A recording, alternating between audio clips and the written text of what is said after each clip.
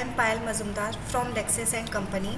Today we talk about the topic of concept of strict liability and absolute liability. First, what is strict liability? It is a legal doctrine which makes one party liable for their actions without the plaintiff having a proof of negligence. The rule of law is that when a person brings something in his land which may cause mischief or may cause harm to others and likely to be responsible for compensation to the plaintiff. Now, what are the essential of strict liability? First is it is a dangerous thing. Second is it escape. Third is non-natural use of land, and the last one is mischief. Now, what are the various judgment it talks about? In Rylands versus Fletcher's 1868, the defendant was an owner of mill.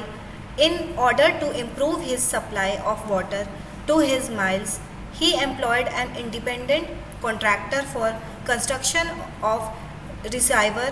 Due to the negligence of the engineers, all the waters flowed into the coal mines of the plaintiff. The defendant was held liable under the doctrine of strict liability. Now the second case talks about in Cambridge Water versus Eastern Countries Leather 1994. The defendant had a tannery in operation they used which was essential for the process of tanning. The land absorbed a little quality of PCE for few years. The plaintiff sued plaintiff for the doctrine of a strict liability because the water contained by the tannery used to flow in house which was 1.3 miles away from tannery. The court gave judgment in favor of defendant as it could not be imagined that PCE could not be dissolved through the constant flow. Now, what are the exceptions of strict liability? First is natural use of land. If the defendant is able to prove the nature use of land, he won't be held liable for this rule. Second is act of land. Act beyond human control or cause due to superior natural forces. Plaintiff's consent. Expressively or impliedly give consent the presence of dangerous thing. Also, no negligence of plaintiff. Now, what are the other exceptions talks about in strict liability? Act of stranger, which talks about wrongful act committed by a third party or the plaintiff had no control over the third party. Next is statutory authority. It talks about an act done under the authorization of land if a government of a country or state causes damage to a person. And the last one is plaintiff's default. Due to default of the plaintiff, only the mischief took place. Now, what talks about absolute liability?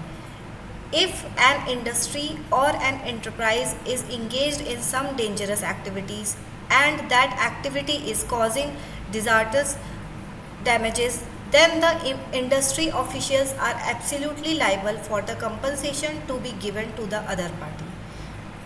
They won't be given any exemption from compensation the peoples who have incurred loss due to the industry. Now, what are the famous cases under this?